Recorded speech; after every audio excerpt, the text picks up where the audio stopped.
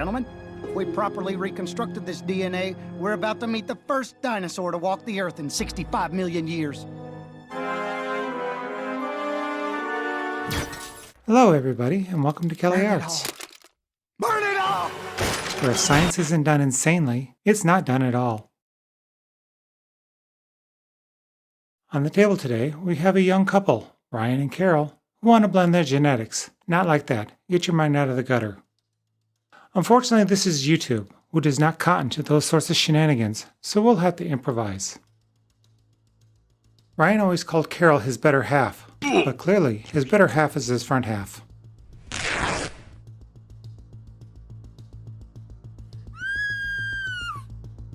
If you're squeamish, look away now. You totally didn't look away. I like that about my audience. A great man once said, always keep the heads, so we'll do that. Look at that, almost like the two parts are meant to go together. So Ryan and Carol wanted their newborn to be called Steven, so we'll call him Toby instead. That's not blood on the table, YouTube, that's strawberry jelly that got spilled. Modern medicine is finding more and more uses of superglue to close wounds, so we'll give that a shot as well.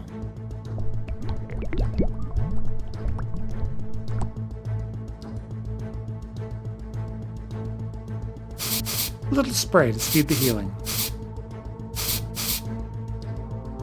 This next step requires a bit of care to keep our flawless skin flawless.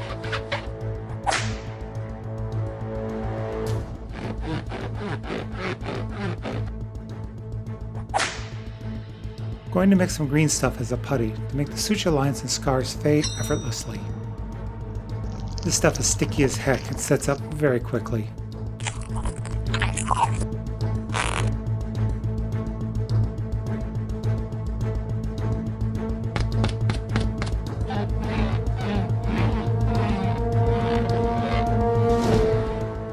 You can hardly tell Toby had any work done. I guess I really am a plastic surgeon.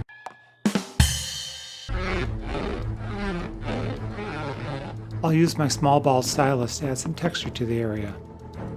Then use the extra goop to give Toby a stylish do. This young lad came to me to get his fin trimmed a bit.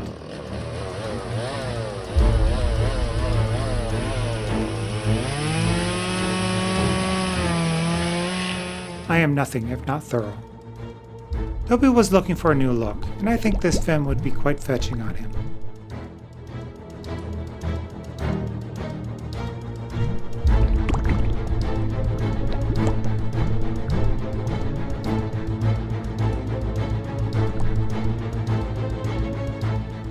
A little baking soda mixed with the superglue will fill in the gaps nicely.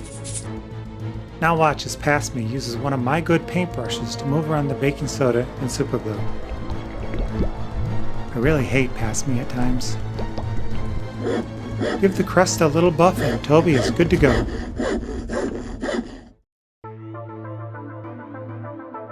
This is my best friend Kevin. Kevin always wished he was born taller. But Kevin forgot to remember when he mentioned this to me a while back is that I'm a sadist. The first thing we need to do is remove these stubby little front feet of his. And then give his back a nice shave.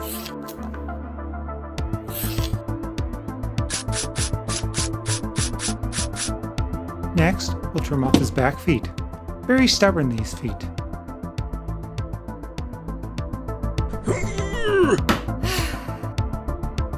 This tail will just not do. Too spiky, I think. Fortunately for Kevin, we found a suitable donor for his new legs.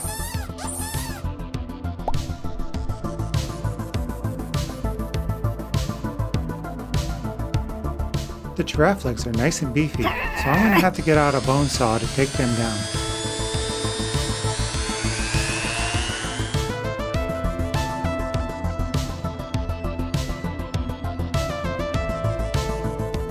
Gotta take off those ankles here. He doesn't need them, I think.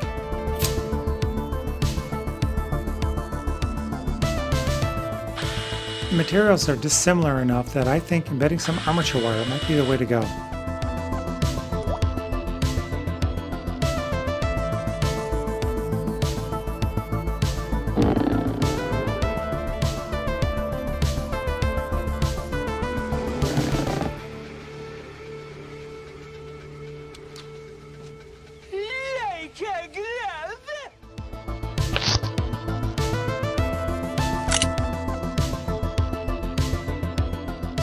Kevin's gonna need a nice tail. Brian here already donated his head to the project. I'm sure he wouldn't mind donating his tail as well.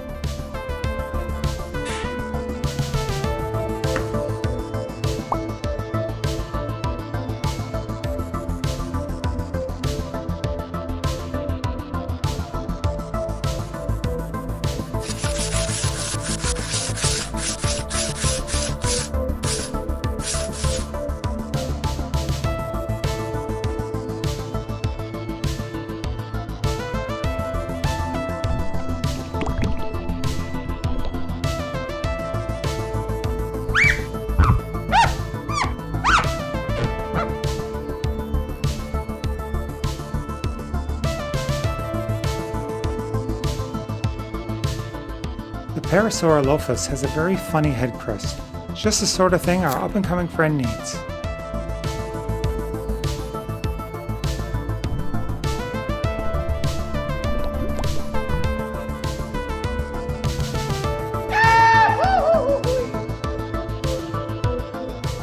So those fins we took off the back earlier, we're going to put them back on. Just centered, I think.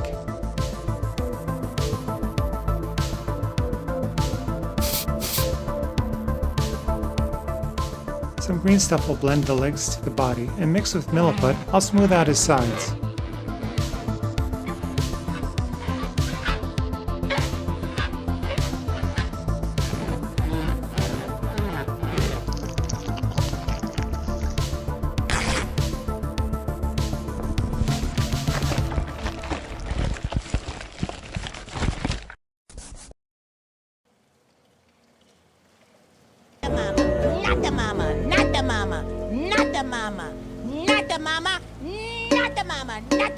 So many dinosaurs have these long tails. We should do something with them. That's got a sting.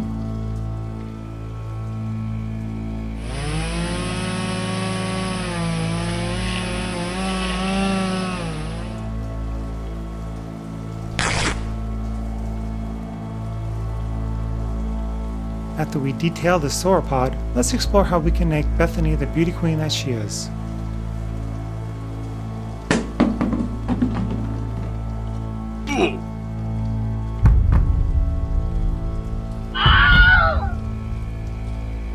I'm thinking we can do some magic with these tails.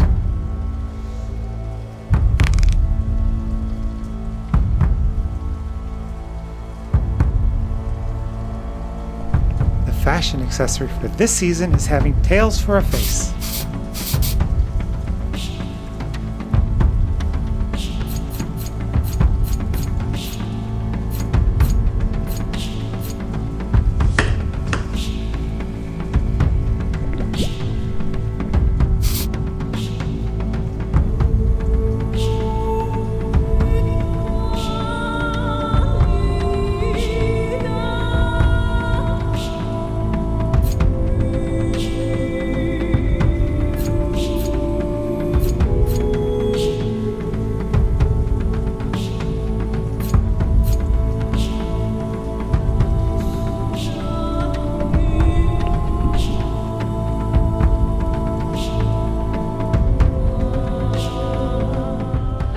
Again, we'll use a little green stuff to hide those little oopsies where all the tentacles, or should I say tailicles, come together.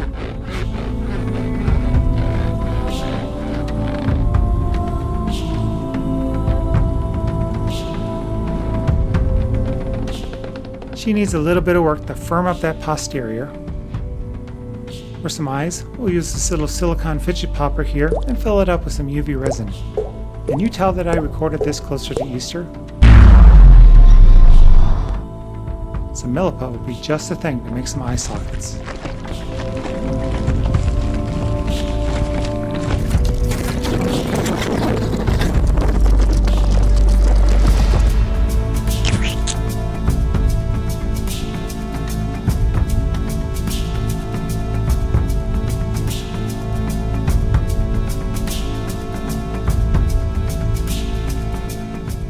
I make a little wormy dealy to define what passes for eyelids, though Bethany is known for her dead fish-eyed stares.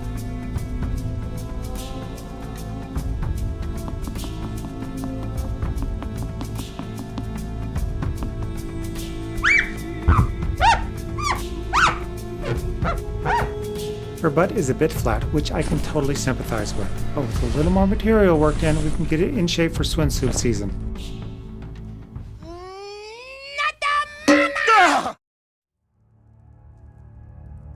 We still have more tails around here.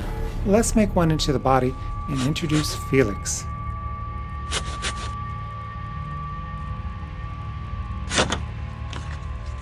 Luckily, we did keep the heads. Let's reuse them for parts for Felix's unique mouth.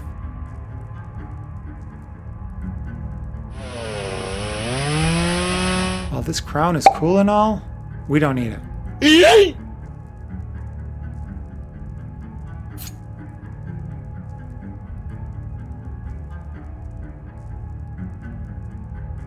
Separating the upper and lower jaw gives us the parts we need.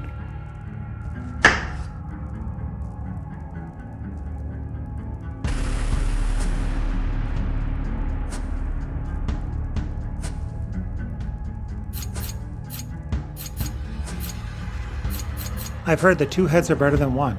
Not sure if 2 mouths are as well, but let's give it a go.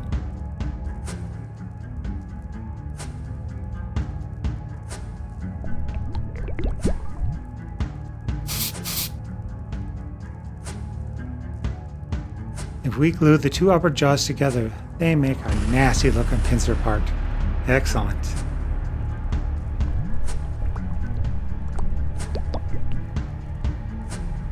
I'll use a little baking soda to bulk up things a bit.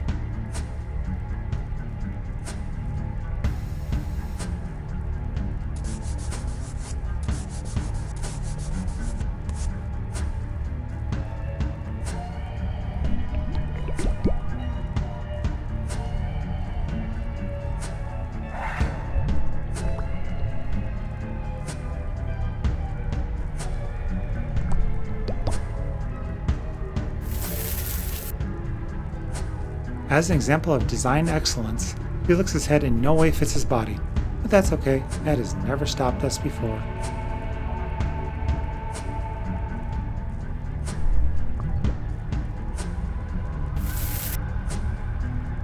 To give Felix some creepy insectoid legs, I'm going to be using some toothpicks.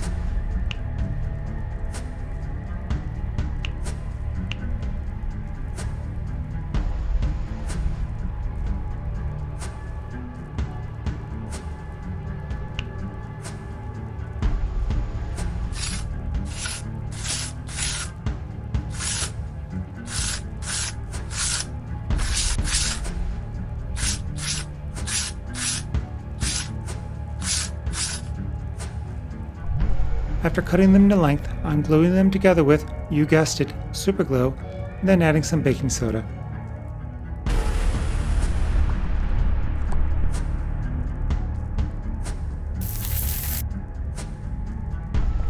I'll be adding some baking soda to the body of the legs as well to give them some dimension, and so they don't look like, well, toothpicks.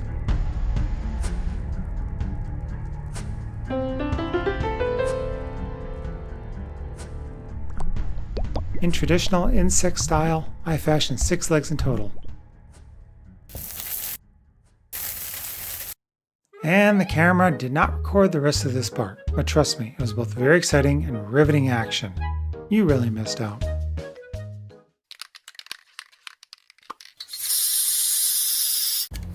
Once again, welcome to my backyard.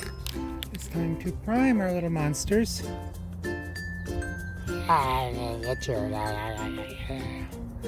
So we're going to use this black primer. I hope I'm in frame. Find out, won't we?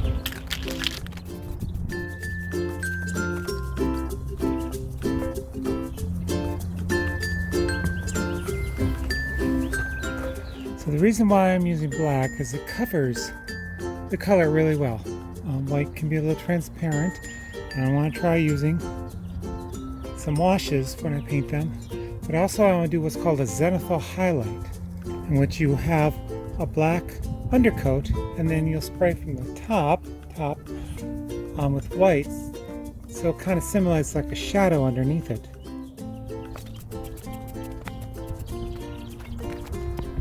So with the black undercoat and with the white top coat, simulate how lights should be hitting it. So now to do that with the other monsters.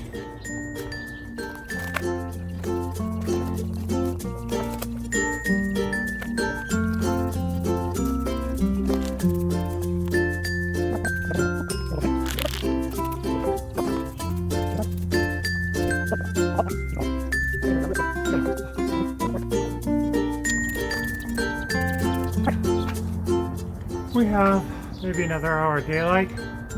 Hopefully it'll cure by then. Or at least cure enough to not stink when I bring it into the house. It's really close to the borderline temperature for this paint. So, starting with Toby, I had the intent on just using washes to let the zenithal highlighting show through. So here I am using a brownish pink wash. And quickly realizing I actually didn't like that, so I threw the idea away and went with a bolder color. After that is dried, I pop a bit of white on his eyes and teeth. I had the idea of giving him markings like a wild animal.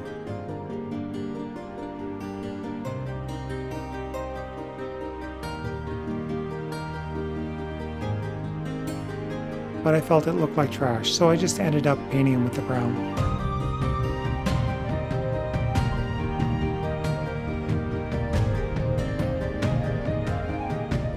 I did some wet mixing to prevent brush streaking. Then went over the fin with a lighter color. I did the first coat of each monster, one after the other, so I was trying the wash technique on each. Kevin was started with a suitably giraffish color. Even after covering the wash, I kept up with the giraffe-themed coloring.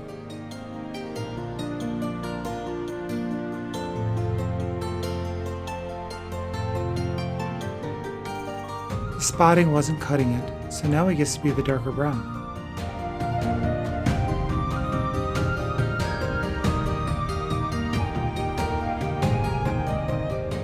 A little taupe will cover his hooves and back ridges.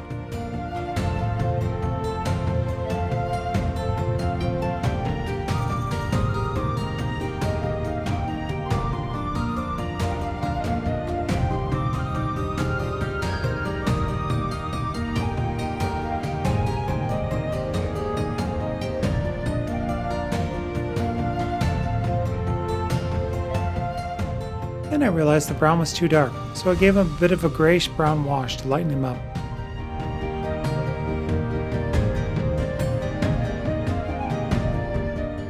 I started Bethany with a creepy whitish wash. Then covered that up with a wet mixture of light colors and browns.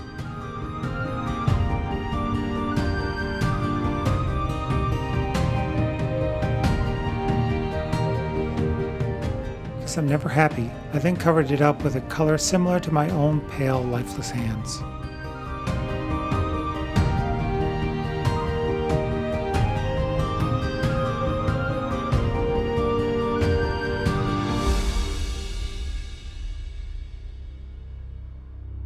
I was determined to give someone some distinctive markings, so Bethany is sporting some interesting pale yellow stripes.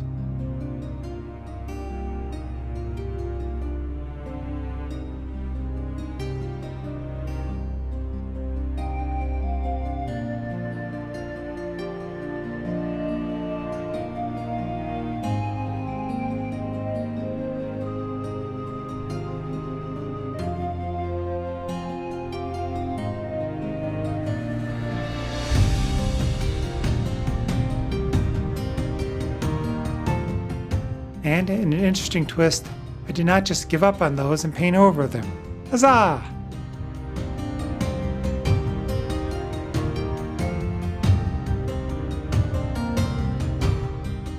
Her eyes get a suitably dead fish-eye color that just stares through your soul like the eldritch creature she is. Felix gets a color that I feel is very insect-like, phthalo green. Its iridescent remind me of certain flies that pester me whenever I'm outside. And in this scene, you can see how nice his legs turned out. I told you they would have been exciting to watch. It's so sad. I decided to give his legs some gold color to reinforce the alienness of his body.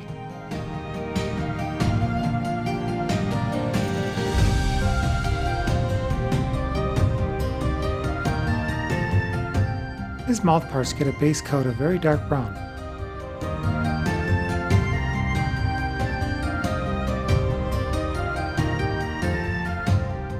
Followed by some burnt sienna once the initial coat is dry. The inner mouth is colored with a series of tans and pinks to indicate where not to put your fingers.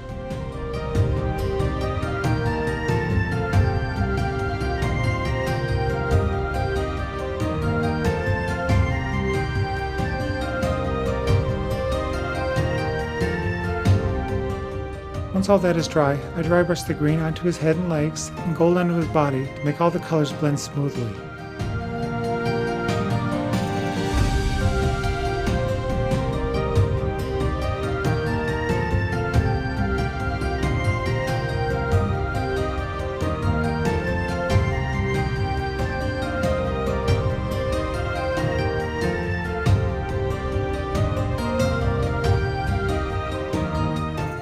As the final step, I try an experiment of using a wash of brown oil paint and mineral spirits to try to pull everything together.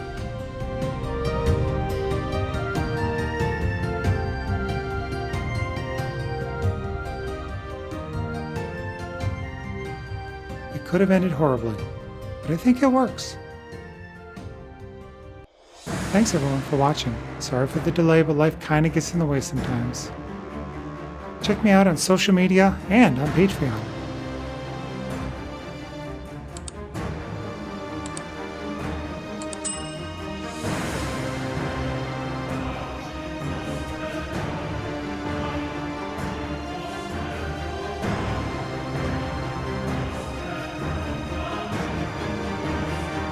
See you in the next one.